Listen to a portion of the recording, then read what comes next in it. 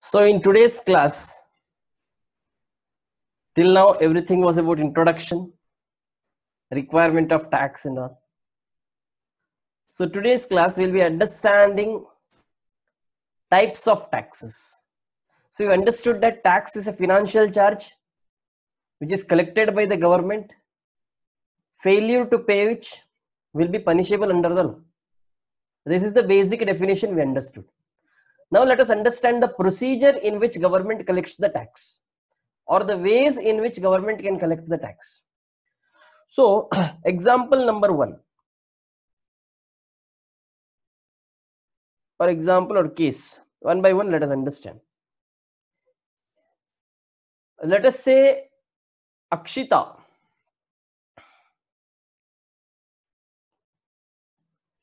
is a teacher. Akshita is a teacher. So what happens is every month she will be earning a salary. Every month she will be earning a salary. So every month she will be earning a salary. Let us say the salary amount is 50,000 rupees per month. Salary amount is 50,000 rupees per month. Now what happens is, so before going into this, you need to understand two things. One, the meaning of the word assessee.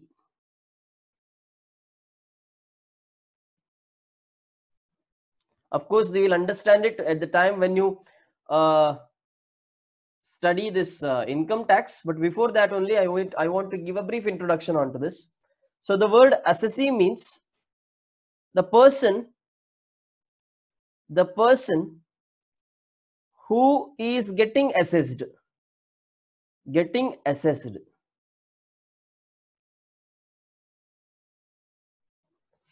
So ಯಾರ income ಅನ್ನು verification ಗೆ ಒಳಪಡಿಸ್ತಿದ್ದಾರೋ ಅಥವಾ ಯಾರನ್ನು assessment ಗೆ ಒಳಪಡಿಸ್ತಾ ಇದ್ದಾರೋ ಅವನನ್ನು ನಾವು SSC ಅಂತ ಕರಿತೇವೆ. ಸೊ ಇದು ಇನ್ಕಮ್ ಟ್ಯಾಕ್ಸ್ ಪರ್ಪಸ್ಗೂ ಇರಬಹುದು, ಇಲ್ಲ ನಿಮ್ಮ GST ಇಲ್ಲ ಅದರ್ ಟ್ಯಾಕ್ಸೇಷನ್ ಪರ್ಪಸ್ಗೂ ಇರಬಹುದು. So this is common for both GST and other taxes. So SSC means the person whose income is getting assessed. Simple understanding is that. Then you have to understand two words. One is a financial year. One is financial year. The other one is assessment year.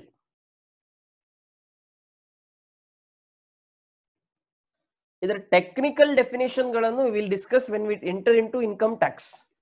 But for brief understanding of the subject, let us understand what is financial year.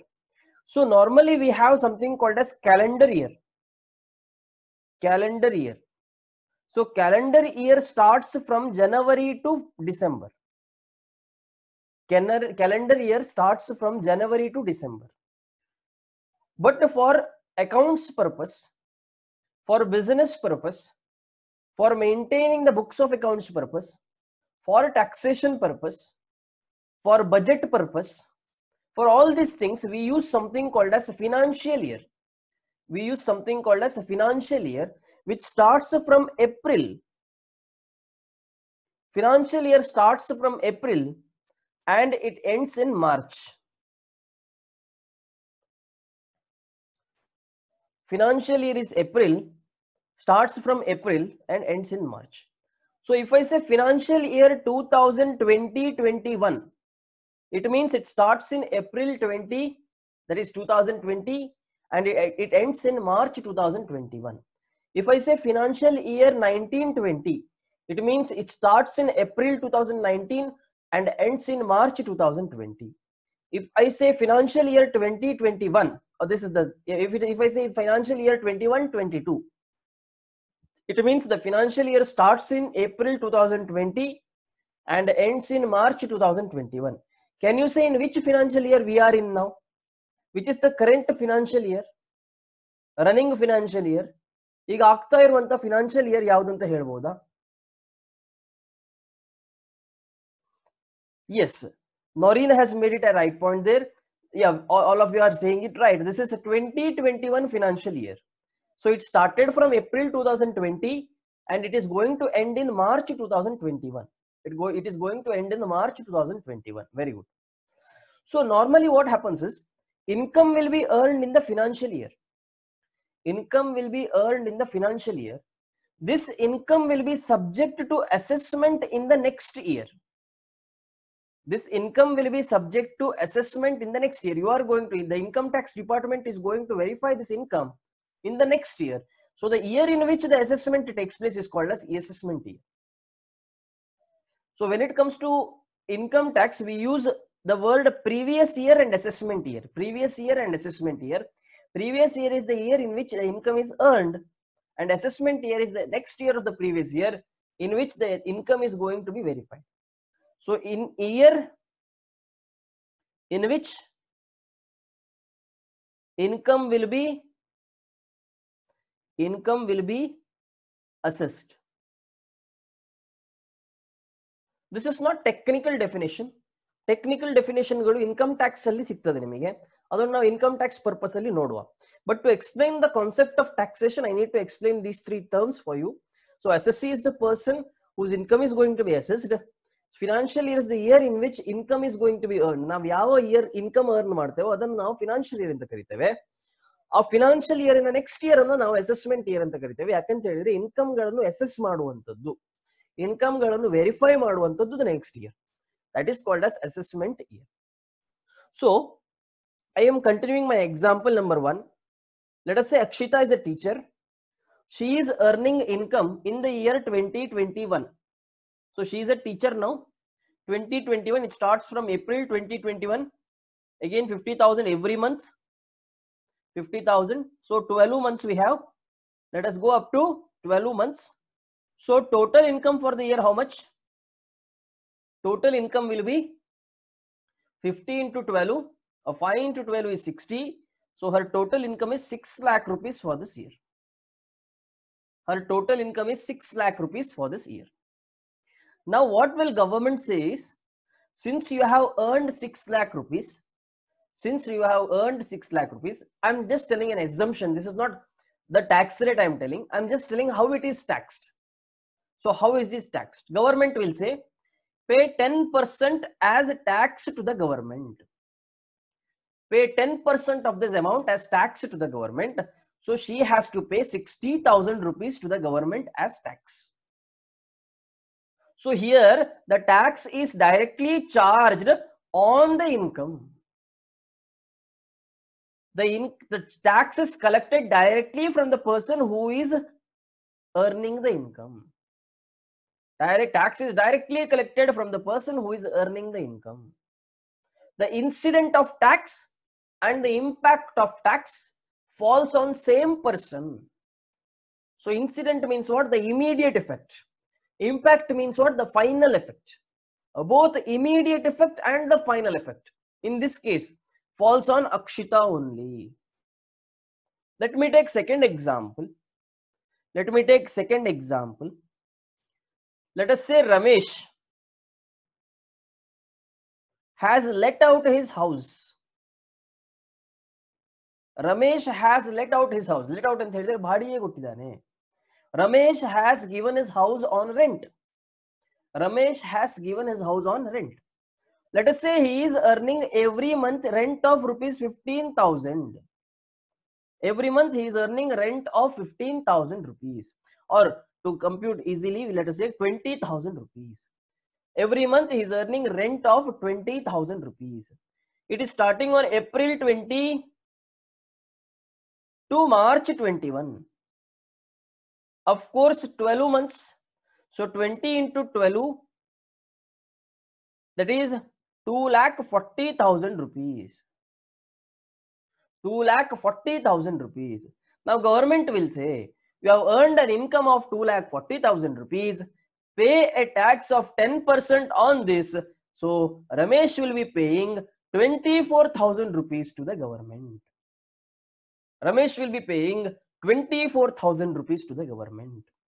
Why? Because he earned an income of 2,40,000 rupees.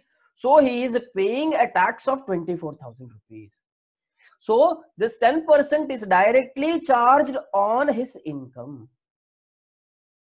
Even this is a form of tax in which, even this is a form of tax collection. Even on this, government will be collecting the tax. Let us take another example.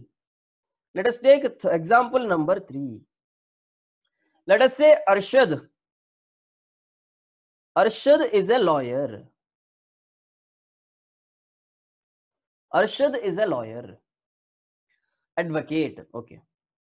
So Arshad earns 1 lakh rupees for every year, for every month. Arshad earns 1 lakh rupees every month.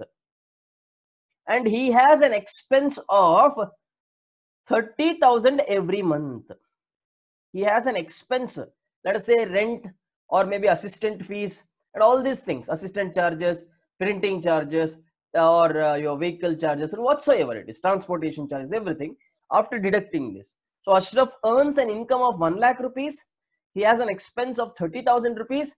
Thereby, his profit due to this advocate profession, his profit due to this advocate profession is 70,000 rupees every month.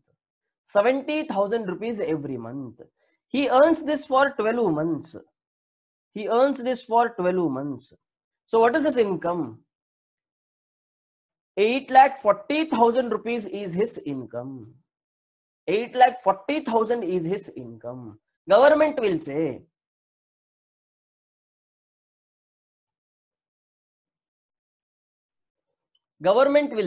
yeah, 8,40,000 is his income. Government will say, pay 10% tax on this. I am taking a standard rate here. C ಕೆಲವರಿಗೆ income tax ಗೊತ್ತಿರಬಹುದು, ಅವರಿಗೆ ಸ್ವಲ್ಪ confusing ಆಗ್ಬಹುದು, ಇವರೆಂತ ಎಲ್ಲದಕ್ಕೂ 10% ತಗೊಳ್ತಿದ್ದಾರೆ, ಕೆಲವೆಲ್ಲ income ಗೆ tax ಹಾಕ್ತಿದ್ದಾರೆ ಅಂತ. Don't get confused as of now. I am just taking A standard thing, a benchmark thing, and I am just trying to explain the concept to you. Regarding clear things we will discuss when we go for income tax. Yes, regarding clear things we'll discuss when we go for the income tax. Now we'll be discussing only on to get an idea, that's it. So 8,40,000 into 10%. So government is saying pay 84,000 rupees tax. Pay us 84,000 rupees as tax. Government is asking Arshad to pay 84,000 rupees as tax at the rate of 10%. At the rate of 10%. Yes. So I was telling about this thing. 84,000 rupees will be the tax charged. 84,000 will be the tax charged. Right. Let's go ahead. Let's take another example. Example number 4. Let us say Sharanya has a land which she had purchased for which she had purchased for 10 lakh rupees. Sharanya had a land which she has purchased for, this is purchase cost of 10 lakh rupees. In the year 2020-21, she sells this land. For 20 lakh rupees. For 20 lakh rupees, thereby earning a gain of 10 lakh rupees. Earning a gain of 10 lakh rupees. She has earned a gain of 10 lakh rupees. Now what will government say? Pay us tax at the rate of 10% because you have gained 10 lakh rupees. So thereby she will be paying 1 lakh rupees to the government. She'll be paying 1 lakh rupees to the government. So in all these cases, what is happening is government is directly collecting the tax from the person who has earned the income. Government is charging a rate of tax on the amount which is earned as an income. It may be salary, it may be house rent, it may be income from profession, it may be a gain which is arising out of a capital asset. So in all these cases, what is happening is government is charging directly from the person who has earned the income. and the amount of tax is directly related to the amount of income earned. Amount of tax is directly related to the income earned. This type of tax which has a direct connection, this type of tax which has a direct connection to the income earned is called as direct tax.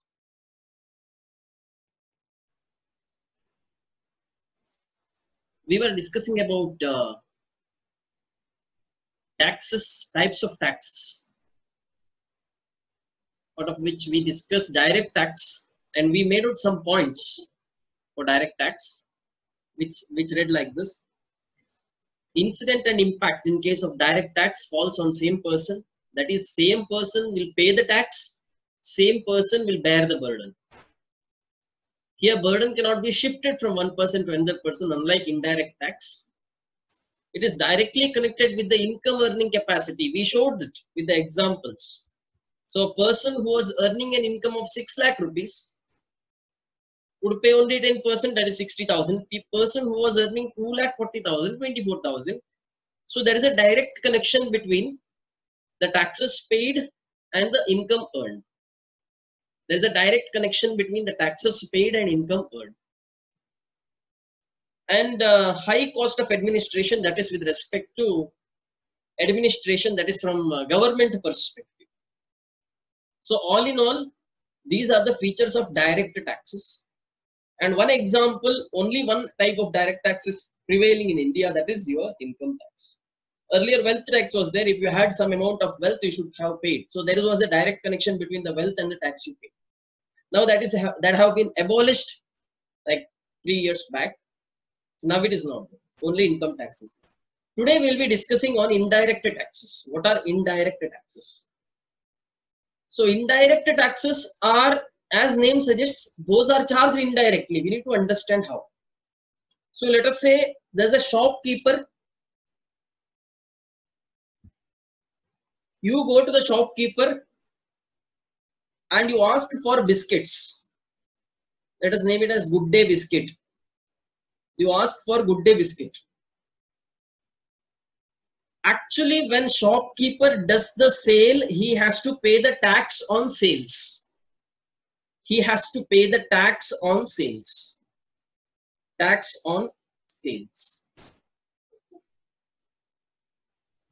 So here the tax is actually levied on sales. So let us say he sold you Good Day Biscuits worth 50 rupees. Let us. He sold goods worth 50 rupees. He sold goods worth 50 rupees, on which let us say he has to pay 10% tax. Let us assume.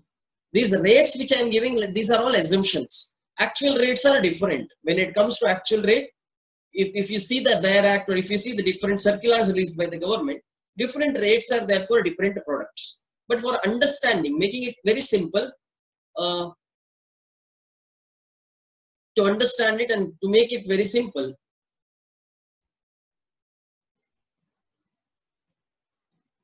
I am reducing it to 10%, or I am keeping the discussion for 10%.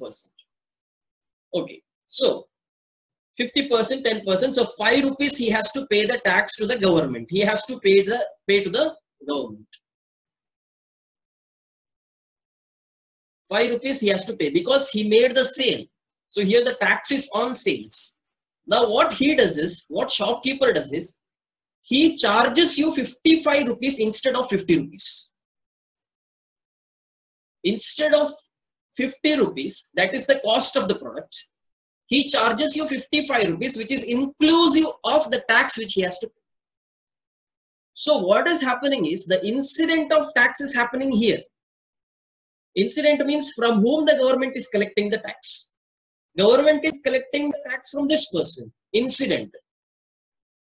Whereas the impact of tax is shifted to the end user. The impact of the tax is shifted to the end user. So this is the impact. The effect of the tax is not direct, it is indirect. How is it indirect? If you see the income tax, you are earning the income, you are paying it. Whereas when it comes to indirect taxes, Whereas when it comes to indirect taxes, the shopkeeper is doing the sales, whereas the tax is paid by the customer. Tax is paid by the customer. So there is indirect effect. One person is doing the sales and another person is paying the tax. This is called as indirect taxes. I will give you another example. You are a lawyer, advocate. So a client comes to an advocate. A client comes to an advocate. Advocate gives some advisory services and he charges a bill of say 10,000 rupees. He charges a bill of say 10,000 rupees service charges. Service charges. Now, just like sales, he has given a service on which he has to pay the tax. Advocate has to pay service tax. That is tax on whatever services he has rendered. Now, what will advocate do? Let us say 10% tax, which amounts to 1,000 rupees. So, advocate collects the tax from client. Advocate collects the tax from client and gives it to the government. So, again, the incident is here. The impact is on the client. Impact is here.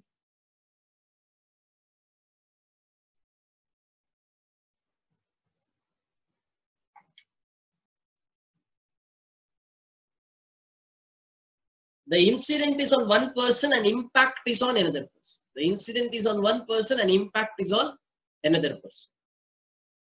One more thing you need to observe here.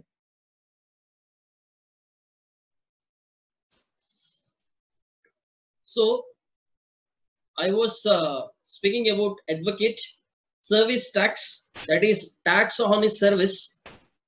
So, he shifts the burden to the client, whereas he collects 11,000, 10,000 is for him and 1,000 goes to the government. So, incident is on advocate, impact is on client. Impact is on client. So, this way of taxation where the burden of the tax liability is shifted from one person to another person is called as indirect taxes. Indirect taxes. See, one more thing. A person with an income of 2 lakh rupees or a person of income with 1 crore rupees, both will purchase the biscuit for 50 rupees only. Both will purchase the biscuit for 50 rupees only. Both will pay 5 rupees tax. Both will pay 5 rupees tax. So, there is no connection between the income earned and the tax paid. So, indirect tax alli income igu nimma tax payment igu yaude reetiyadanta direct connection illa. So, a person without income also, if he goes to the shop and if he buys the biscuit, a biscuit packet ge kodbekadanta charges same. Whereas a person with lot of income, avunu kuda payment madbekadantaha amount same, tax amount will remain same. So there is no direct connection between the income and the taxes paid. Whereas in case of direct tax hagalla, ನೀವು ಎಷ್ಟು income earn ಮಾಡ್ತೀರೋ ಅದಕ್ಕೆ direct ಆಗಿ ನೀವು related ಆಗಿ tax ಕಟ್ಟಬಹುದು. So this is the difference between direct tax and indirect tax. This is the difference between direct taxes and indirect taxes. So we were discussing about indirect taxes today. So indirect taxes are those taxes which are indirectly collected from the end user. Indirectly collected from the end user. So direct taxes annu ellaru payment madabekantilla. Income iroru matra direct taxes pay ಮಾಡ್ತಾರೆ. But indirect taxes annu almost everyone will pay. How sir? You go to the petrol bunk and you buy petrol, you pay tax on the petrol. You go to a shop and you purchase different items, you pay the tax on those items. You go to any services, doctors or maybe lawyers or education institutions or online services, anything you take, even there you pay the taxes. Even there you pay the taxes. So indirect taxes are not at all related to your income earning capacity. It is directly related to your spending capacity. How much you spend on different goods, indirectly you are going to pay the tax. Indirectly you are going to pay the tax. How this actually works, I'll tell you the chain how this actually works. Let us say there is a manufacturer who manufactures biscuits only, let us take, who manufactures biscuits. So he will buy raw materials. So this raw material supplier, let us say he is selling this for 100 rupees, on which he is collecting 10% tax. So this person has to pay him how much? 110 rupees. Whereas 10 rupees is actually his tax, which is borne by this person.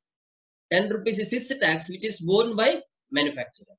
Now what will manufacturer do? Manufacturer will manufacture the biscuits. So let us say the cost of manufacture, raw material is already 100 rupees. His cost of manufacturing comes to around 50 rupees, let us say. Cost of manufacturing comes to 50 rupees. Plus he will add his 20 rupees profit. 20 rupees profit he will keep. So totally 170 rupees. He is going to sell for 170 rupees. He is going to sell for 170 rupees for the, let us say, wholesaler. He is going to sell for 170 rupees. So 170 rupees into 10%, he is going to collect 170 plus 17 rupees, which amounts to 187 rupees. So 17 rupees tax is collected. Yarinda? Wholesaler inda, indirect term. 17 rupees tax collected. See, government ge illi 10 rupees hoitu, illi 17 rupees hogudilla, only 7 rupees hogtade, because 10 rupees is already paid. Adannu nanu nimage indirect tax alli explain ಮಾಡ್ತೇನೆ. That chain has to continue. Adu nimage alli indirect tax alli clear agi conceptually explain ಮಾಡ್ತೇನೆ. But for time being, try to understand that tax burden is getting shifted. So ಇವನ tax burden ಯಾರು bear ಮಾಡಿದ್ರು? ಇವ bear ಮಾಡಿದ. ಇವನ tax burden ಇವ bear ಮಾಡ್ತಿದ್ದಾನೆ. Next, wholesaler, he has purchased it for 170 rupees. A tax portion bidta hogi, he has purchased for 170 rupees. He will keep 30 rupees his profit. He will keep 30 rupees as his profit. So thereby the amount of the goods will be 200 rupees now, which is sold to a retailer. So retailer purchase ಮಾಡೋಕೆ ಎಷ್ಟಕ್ಕೆ purchase ಮಾಡ್ತಾನೆ? 200 plus 20 rupees tax. 10% tax. ಇವನ tax. ಇವ wholesaler ಇವನಿಗೆ sale ಮಾಡಿದ್ದಕ್ಕೆ tax. Manufacture ಮಾಡಿದ್ದಕ್ಕೆ tax. But tax ಅನ್ನು ಬೇರ್ ಮಾಡ್ತಾ ಇರೋದು ಯಾರು? Next level party. Next level parties. So 220 rupees. Now retailer will give to the end customer. ಗೆ retailer ಸೇಲ್ ಮಾಡ್ತಾನೆ. Let us say 200 rupees ನ ಮೇಲೆ ಇವನದೊಂದು 20 rupees ಪ್ರಾಫಿಟ್ ಇಟ್ಕೊಳ್ತಾನೆ, or 25 rupees profit. let's say 30 rupees for easy. 30 rupees ಇವನ profit ಬರ್ತದೆ ಅಂತ ಇಟ್ಕೊಳ್ಳಿ. So 30 rupees. So 230 rupees, which is said the customer, which is sold to the customer at 230 rupees, plus the tax of 10%, so 23 rupees. Totally customer ge baruvaga this goods will cost for 253 rupees. So raw material estakke start aatu 100 rupees ige, manufacture aguvaga estiತ್ತು 170 rupees, end customer ge ತಲುಪುವಾಗ 253 rupees ಆಯ್ತು. Out of which 230 is the cost, 23 rupees is the tax which is borne by the customer. Ultimately ಯಾರು ಅದನ್ನು consume ಮಾಡ್ತಾರೋ they will bear the tax burden. So actually tax payment ಮಾಡಬೇಕಾದ ಯಾರು? One who manufactures, one who sells, one who gives services. All these persons should bear the tax, should pay the tax. But burden ಅಲ್ಲಿ shift ಆಗ್ತದೆ. Ultimately ಯಾರ services ಅನ್ನು use ಮಾಡ್ತಾನೋ, ಯಾರ goods ಅನ್ನು use ಮಾಡ್ತಾನೋ, on them these taxes are levied. This is called as indirect tax. So here the main thing is the incident and the impact. Incident is the prime activity or the person who is responsible for payment of tax. Illella government ಗೆ tax payment ಮಾಡ್ಲಿಕ್ಕೆ ಯಾರೆಲ್ಲ responsible? Raw material supplier responsible, manufacturer responsible, wholesaler responsible, retailer responsible. Customer is not responsible for the government, but customer will bear the expense and he will transfer the expense to these persons. If you see any of the goods which you purchase, inclusive of all the taxes anta bardirtare, ಏನದರ ಅರ್ಥ? You are going to pay the tax. That tax is already included in the MRP. That tax amount is already included in the MRP. So this is what is all about indirect taxes. This is all about indirect taxes. Did you understand? Say yes if you understood, then I'll go for the points. Did you understand these points, whatever I discussed now? Indirect taxes.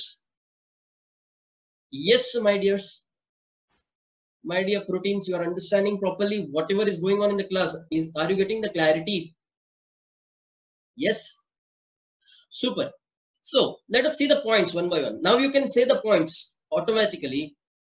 Now you can say the points because already everything is explained there. So what is it? Impact on one person, incident on another person. So, sir, example question bandre taleli onde itkoli. Shop which you go and purchase, maybe the Reliance Mart, maybe the More Mart, or maybe your petty shop, Mangals. Vivekananda College, Law College, Mangals. Okay, anything. You go to the shop, you purchase, you pay the amount. But actually, tax pay ಮಾಡಬೇಕಾದ ಯಾರು Mangal stores has to pay the tax to the government. But Mangal stores ಅವರ packet ಇಂದ pay ಮಾಡ್ತಾರಾ? ಇಲ್ಲ, Mangal store collects from you and then pays to the government. Collects from you and then pays to the government. So indirect impact is on Mangal stores. Incident is on you people who are going to purchase it. Burden of the tax can be shifted to the end user. So we saw that chain at every place. One by one is going to shift, and ultimately who is bearing it? The customer bears it. Ultimately the customer, the impact is on the customer. So burden can be shifted. Burden can be shifted. Next one, no connection between the income and tax. So your parents are earning the money. Your parents are earning the money. If your parent goes and buys the biscuit, he has to pay the same amount of tax which you are going to pay. ನಿಮ್ಮ ಹತ್ರ income ಉಂಟಾ ಇಲ್ವಾ, ನೀವು ಹೋಗಿ purchase ಮಾಡುವಾಗ same amount of tax. ಯಾರ ಹತ್ರ income ಇರ್ಲಿ ಇಲ್ಲ ಇರ್ಲಿ, ನಿಮ್ಮ ಹತ್ರ ದುಡ್ಡಿದೆ, you are going to purchase ಅಂತ ಹೇಳುವಾಗ whosoever it is, even if Ambani purchases a packet of Good Day, he has to bear 5 rupees tax. Even if you are going to purchase a pack of Good Day, you are going to bear the same amount of tax. There is no direct connection between your income and the tax paid. Whereas income tax hagalla, direct tax hagalla, it is a direct connection between your income earning capacity and the taxes. So there is no connection between income and the tax paid. Next one, less administration cost in case of tax evasions are less because automatically the burden is getting shifted. See, ನನ್ನ packet ಇಂದ ಹೋಗುವಾಗ ಮಾತ್ರ ನಾನು ಜಾಸ್ತಿ cheat ಮಾಡ್ತೇನೆ. ಇನ್ನೊಬ್ಬನ packet ಇಂದ collect ಮಾಡಿ ಗವರ್ಮೆಂಟ್ ಗೆ ಪೇ ಮಾಡಿದ್ರೆ why will I cheat? Why will I cheat? I need not cheat. So obviously the cost of administration is very less because the cases of tax evasion is also very less. So this is one more point you need to understand. So these are the points with respect to indirect taxes. So all in all, if you compare between direct taxes and indirect taxes, these are the point of differences. So direct tax, both incident and impact on same person. Indirect tax, incident on one person, impact on another person. Burden cannot be shifted in case of direct tax. Burden can be shifted to the end user in case of indirect tax. Directly connected with the income earning capacity of the person in case of direct tax. No connection between income and the tax paid in case of indirect tax. High cost of administration and frequent chances of tax evasion in case of direct tax. Lesser administrative costs as cases of tax evasions are less in case of indirect tax. Example for direct tax, only income tax is there as of now. And example for indirect taxes, GST is there, that is goods and service taxes, which I explained to you. Then there is something called as excise. Excise means the manufacturing taxes. Then you have something called as customs. Customs means on the imported goods, whatever the government collects is customs. So all these things are indirect taxes. All these things are indirect taxes. So this is the main point of discussion regarding direct taxes and indirect taxes. In last class we saw about direct tax. Today we saw about indirect tax. So this is the comparative analysis between direct tax and indirect tax. Is that clear? I'll come to the doubts later. So is this clear for you? So indirect tax ಯಾವುದೆಲ್ಲ ಕೇಸಲ್ಲಿ ಬರ್ತದೆ? If you are rendering any service, maybe a chartered accountant, maybe an advocate, maybe a company secretary, or maybe a doctor, maybe engineer, any other service, accounting service it may be, or your any service, they are going to charge something called as service tax. If you are going to sell goods, so earlier it was like VAT and service tax. Now those things are removed and only GST is there. Both on services and sales, we call it as GST, goods and service taxes. So it is actually on goods sold or services rendered. Goods sold or services rendered. So this is about your indirect taxes. Indirect taxes. So if you want to take down, just take down these notes. Okay, this is important point. You can just take down as differences. Okay. Speaking about the doubt here, so some shopkeeper collect the amount less than the MRP. It means they are not factoring. See, MRP means what? First of all, we have to understand what is MRP. MRP means maximum retail price. MRP is the maximum retail price. That means the maximum amount for which the goods can be sold. It is not compulsory that the goods are to be sold compulsorily at that price. Goods can be sold for lesser price. So if let us say the MRP of a product is 100 rupees. MRP of a product is 100 rupees. Now MRP includes tax. So you have to think, let us say 10 rupees is the tax, 90 rupees is the cost of the product. 90 rupees is the cost of the product. So MRP is 90 plus 10, 90 plus 10, 100 rupees. So if he is selling for lesser amount, he will be collecting less tax based on the cost. Cost in a way less tax collect ಮಾಡಿ government ಗೆ pay ಮಾಡ್ತಾರೆ. So ultimately ಅವನಿಗೆ ಎಷ್ಟು sales ಆಗಿದೆಯೋ ಅದರ ಮೇಲೆ connection. So there is no connection between MRP and taxes. MRP is nothing but the maximum amount that is under your Consumer Protection Act. That comes under Consumer Protection Act, which says MRP should be there, and that is the maximum price for which the goods can be sold. Shopkeeper cannot take money more than MRP price.